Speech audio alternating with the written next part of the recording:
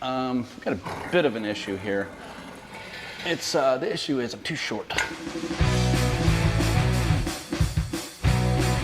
Hey guys, welcome back to HRG TV, and today we have a Mitsubishi Minicab Truck. Now, last time you saw us with a Minicab, it was the van version, and this is a little bit different. Some of the stuff is the same as far as the installation on a lift kit, but we're doing a 3-inch lift kit on this. The way this one's set up is easier for us to do a subframe drop to keep all the axles in line, and that is how we're able to do a bigger lift on this. So 3-inch lift kit coming right up. Let's get to it.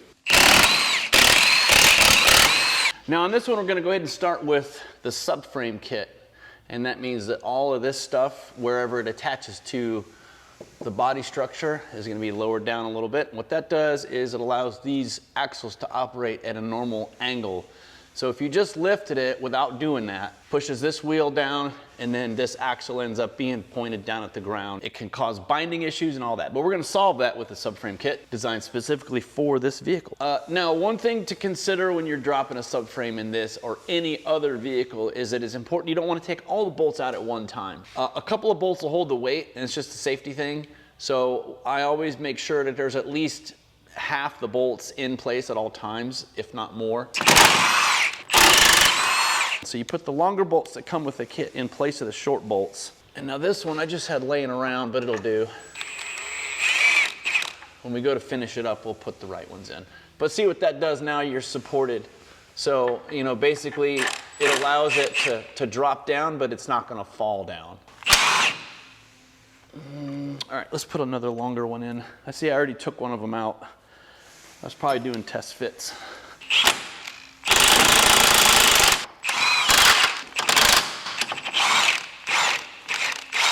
All right, so those two are out. We got 2 longer ones in there. Now it's the same story with these. We're gonna take a couple of them out, put a couple new ones in.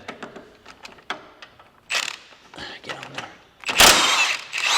It's worth mentioning, I suppose, at this point, that I have taken these out before once already, and they were a little bit rusty, and it was very difficult to get them out, but they did come out. So, you know, if you're doing this job and it seems like they're not gonna come out for you, don't worry. When I lower this, the whole thing's gonna come down just a little bit. Now, if you're more concerned than I am, you might put a pull jack under here. I'm actually gonna thread this one in by hand first, which you should always do.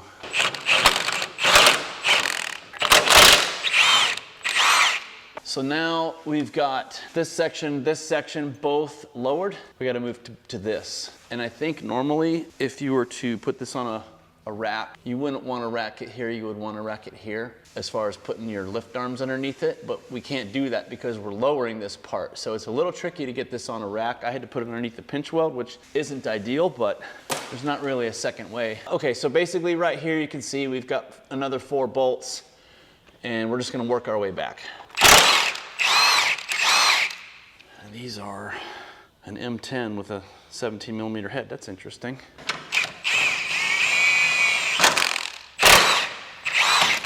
There it goes. That was the only thing holding it up. We're gonna drop this side down now.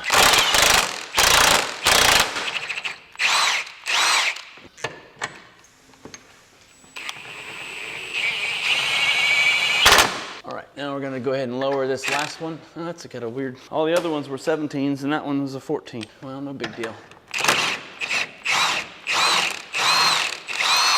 Now, last 2 we're gonna do, the last 4 bolts actually, is these up here. I haven't had these out yet. As you can tell, they're a little rusty, but they did come out. At least you know if you got a couple of bolts in there, it can't possibly fall.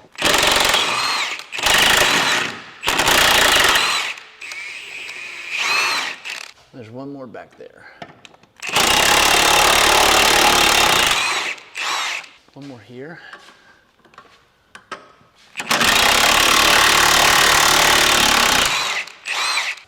Okay, that's dropped. This is mostly dropped. And then there's a couple other little special parts that we've got. Okay, moving up to the front. I've already taken these bolts out. I had to put them back in to take pictures. So they're gonna come out very easily, but as you saw, sometimes they're rusty and they don't wanna come out. So just be aware of that. All of mine came out. You might not get so lucky. So in this case, you may want to be prepared with a thread tap or a thread chaser in case your threads get messed up by trying to take out these rusty ass bolts. Just gonna take these out. Now this is just a radius arm, doesn't support any weight. As you can see, it doesn't hold any weight, so.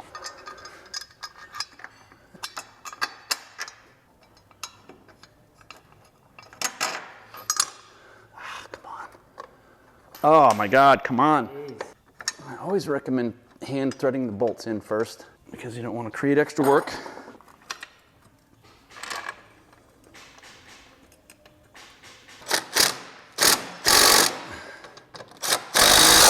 That's probably one we could have used a thread chaser on. It helped it some, but.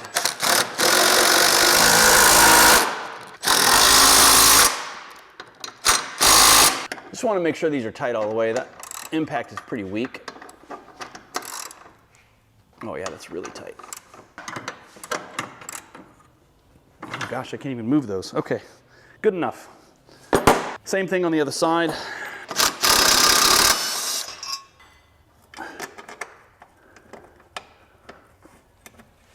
Okay. I don't know why it's not going in. All right, I have another idea. I think we're going to take this bolt off. Okay. Maybe that will get us where we need to be. Look at that. I think that's got it. Sometimes when you get one of them in, you can kind of leverage the others into place.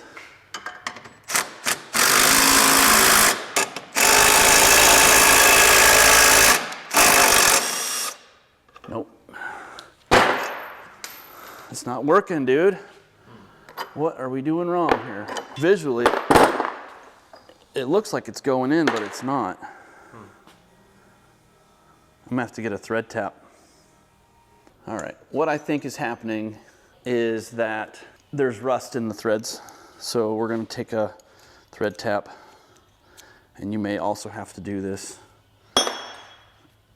And we're just gonna hit it. All right, so on these, I don't know why, but I had a lot more trouble getting them in. I ended up having to use a thread tap to fix the threads, not because I ran them in, cross thread, but because there was so much debris from the old bolts that the new ones just wouldn't go in. So this cleaned out all the debris, and now you can thread them in by hand.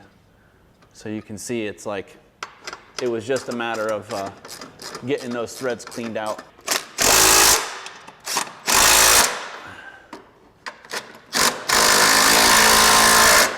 In case you guys run into that, might be a good idea to grab a M10. It's an M10 by 1.25 is your thread pitch. So you might need to grab one of those to do this job. We're gonna move on to the main bolts on the subframe. Now as you can see, I've already taken some of these bolts out. Pulling that down. Okay, same thing over here. You will need a wobble socket to do this job. So you'll have to go to Harbor Freight and grab some of those, or just order them off of Amazon like I did, either one. Now she's dropped, and we can go back to this side, put the new bolts in.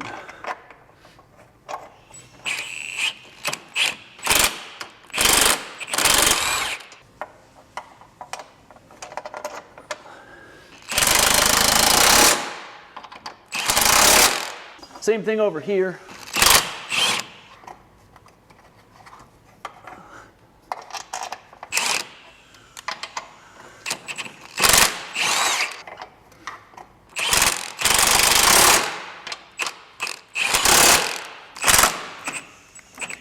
I hate when it does this. Hesitating.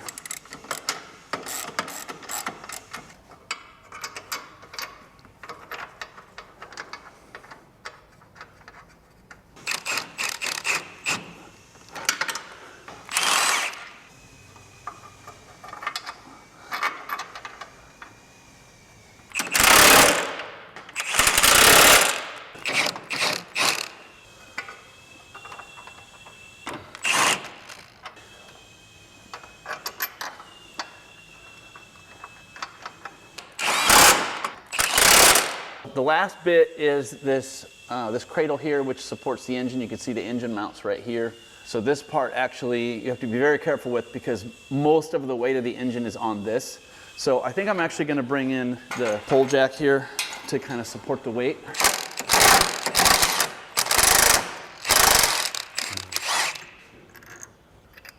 And that should just keep it in line.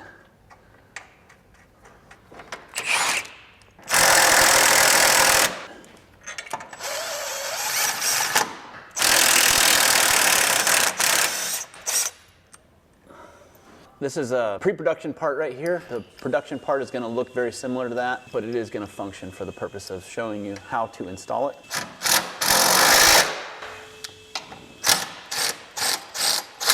Same story up here.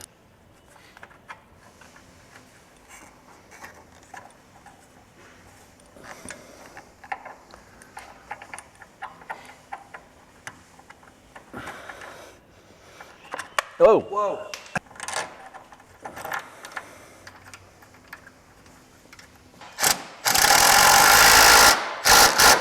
Same thing on the other side. Let's repeat that process.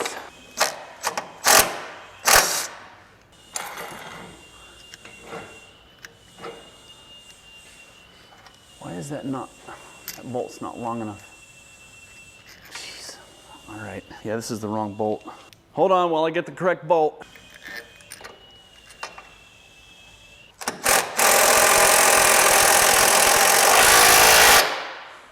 Okay, so we got these two bolts right here, or nuts rather. I take those off.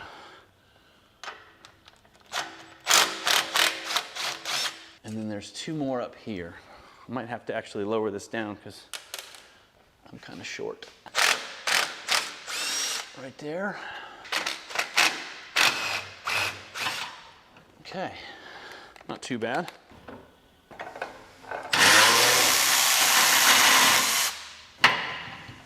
Okay, we'll make sure we put that ground back on. But for now, we're gonna go ahead and drop this. All right, you can't tell, but it's been 3 months. We've all been sick. The whole shop basically got the flu. I got it twice, but here we are finally back to finishing up this video. In fact, it took us so long that we finally got production parts in hand to do this lift, because before we were using pre-production to just film it, but we got production parts in hand. So we're gonna show you how to do the rear brackets on the transmission. So basically this piece is gonna go where this bracket normally would go, right there, like that. And then this is just gonna slide over top like that. There's two nuts that stay with it, but we lost them because it's been so long since we've had this apart. Normally you would reuse two of the nuts and then one of them that comes with the kit.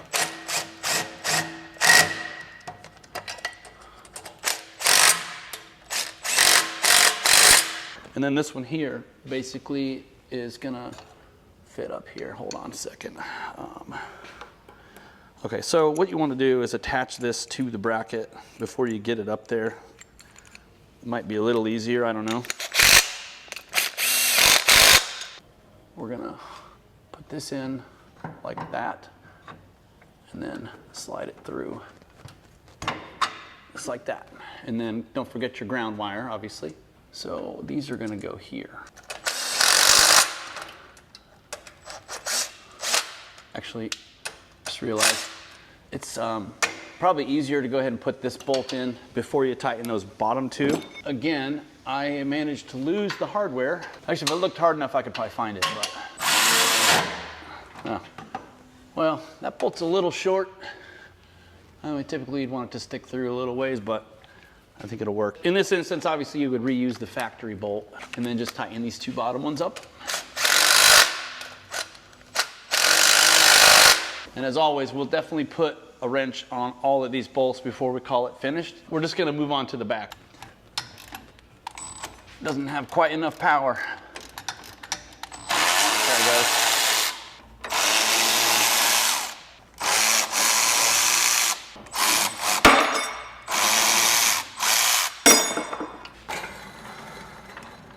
I mean, normally I'm all just safety schmafety, but you know, let's try to be a little safer today. Turn over a new leaf, you know what I'm saying?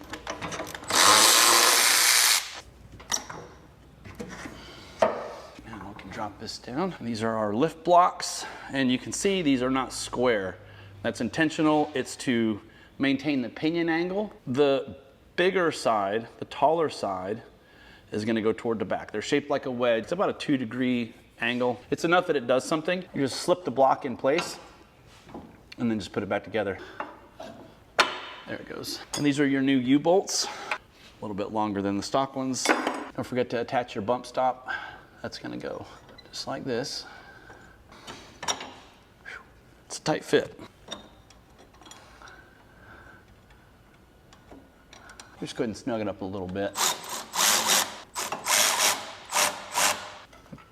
Fix that in post.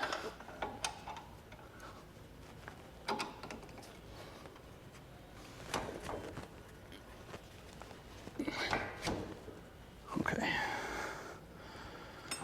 Try out my new hammer.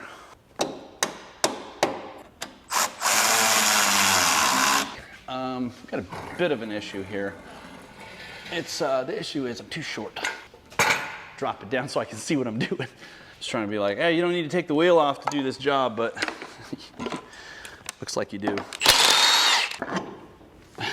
It's like a basketball. So now what we got to do is we got to align this pin into the lift block. It's off just a tiny bit. So I think I can just kind of encourage it a little bit with the hammer. It's just really hard to see which way it needs to go. There it goes. Do you see it pop in place? Probably should have done that before I started tightening everything, but it's popped in place now, so that's all that matters. And then just tighten these up.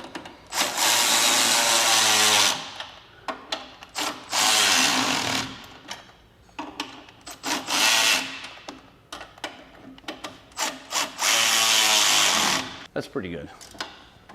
I would give them a couple more turns.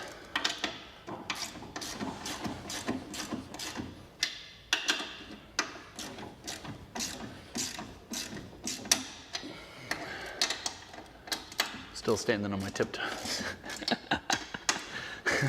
Like Richard Hammond over here. That's the rear lift block.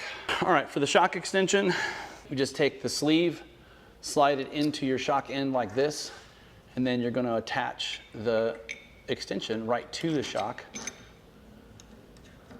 And then this is going to slide over top like this.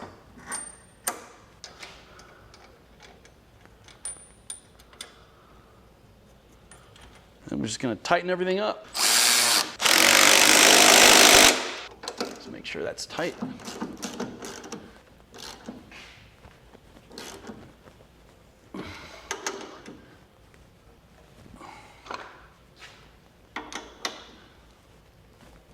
Good. That's pretty much it. Same thing on the other side. All right, the next thing we're gonna do is the shackles. All together with the blocks and the shackles, you end up with 3 inches of lift, which is awesome.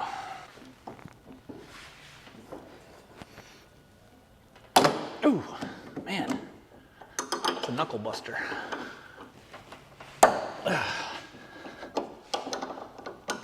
Okay.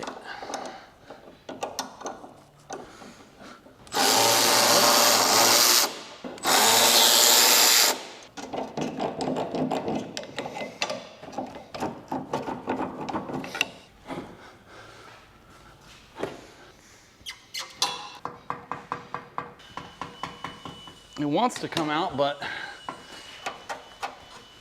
not quite.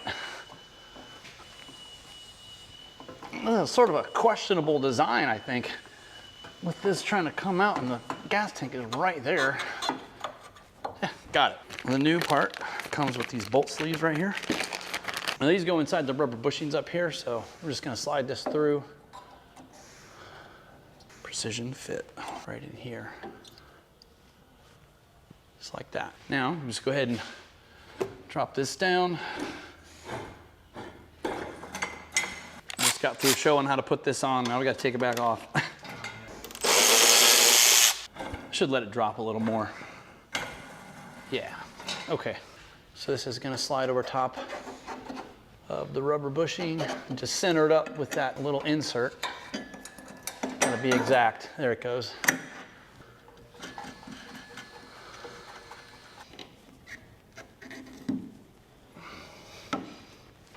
If you're someone who appreciates a precision fit, you will not be disappointed by this kit. It is to the 10th of a millimeter precise. And there's your shackle.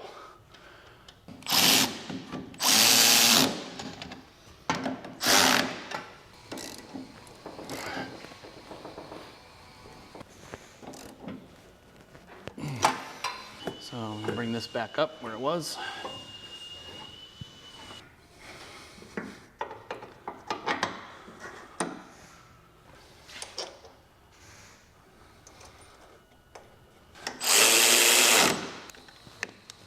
Now onto the front, we're gonna go ahead and install this lift spacer, and on this one, left side is passenger side, but it's as you sit in the car, not facing the car. So if you're sitting behind the steering wheel, left is left, right is right, and on JDM models, left side is passenger side. Now this part is exactly the same as the minicab van that we did in an earlier video, but I'm gonna show you again anyway.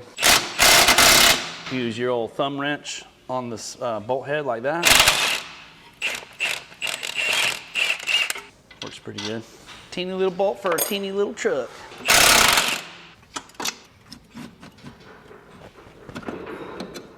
Okay, I'm just gonna take this bolt out right here. Okay, get that out of the way. Now we're gonna drop this down, get up under the seat. All right, so on these, you got these 3 snaps. It holds the plastic carpet in. Pull those off. And then you've got 2 clips right here. Undo those, and then this just folds up. Actually, it doesn't. You got a little release handle or something. Yeah, there we go. There's like a release handle on the side of the seat. One thing that's weird is that there's nothing to hold the seat in place for servicing the motor. Basically, this is your hood, but there's no prop. Like, right? You see anything? I don't see anything. That's a weird thing. I don't understand that. I had the same problem on the minicab van. So I'm gonna get a little pry bar to hold that up. Jam your little pry bar in there.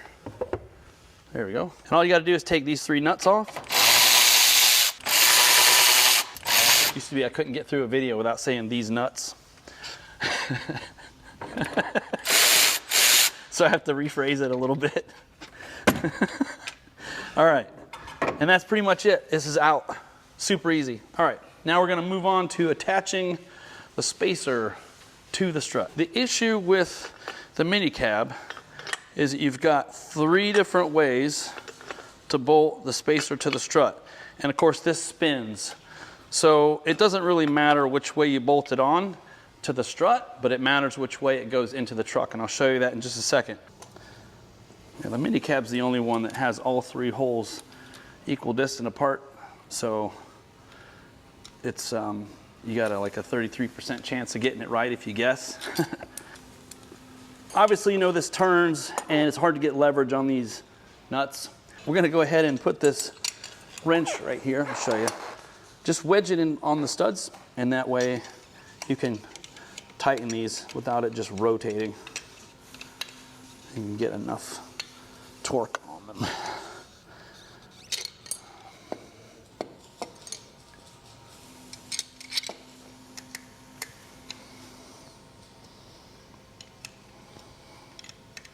All right, this is the important part, the orientation of these as they go in the truck. The star is going to point to the back of the vehicle, and imagine if you were standing at the front of the car looking at it, the L would read upright.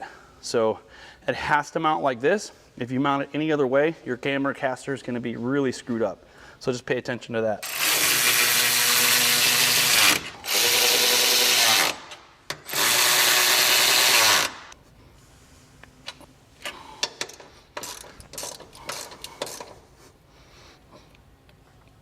Okay, 33 foot-pounds, or close enough. Just throw it all back together, just like this. Your snaps back on.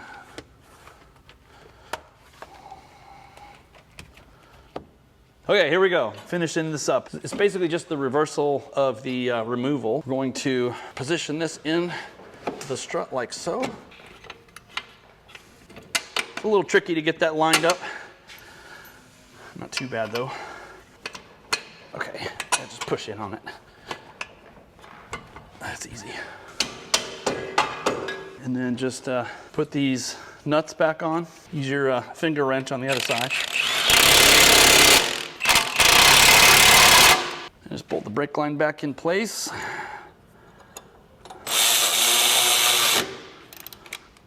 Okay, and that's it for the front. Of course, repeat that on the other side, but that's pretty much it. All right, that pretty much wraps it up for the installation on the Minicab Mini Truck. And as you can see, this thing is high up off the ground. The 3-inch lift kit really makes a big difference on these. And unfortunately, we don't have bigger tires for it. I wish we did. It would probably look even cooler. The customer's gonna put his own tires on at his shop. So basically, you just have to use your imagination when it comes to tires. But these are like a 21-inch tire, and you can do like a 24-inch tire, which is a lot bigger. I'll put a couple of tire sizes on the screen right now to give you guys an idea of what tires you can do after you do this lift kit. But it pretty much went off without a hitch. I think it looks great. Oh, I wanted to point out one more thing. We got a battery cover for these now. We got a couple of different versions of this. We got the Minicab logo, and then we've got the one that says HRG on it. So if you're interested in a battery cover, check it out at HRGoffroad.com. And of course, if you're interested in the 3-inch lift kit for the Minicab Mini Truck, go to HRGoffroad.com. I appreciate you watching the end. I'll see you in the next video. This has got a set of Chinese knockoff work wheels. They're not work, they're Warek. All the sockets that I use every time, they're all missing. So I don't know how I'm gonna make that work. We're gonna come back to this. Wait a minute. Did I just do the wrong fucking one? I fucking did. God damn it, dude. Okay, well, turn the camera off again. I'm gonna have to get a thread tap. Okay, got the cameras off again. Old dead blow. Reminds me of my ex-girlfriend. I'm just kidding. We can't put that in the video.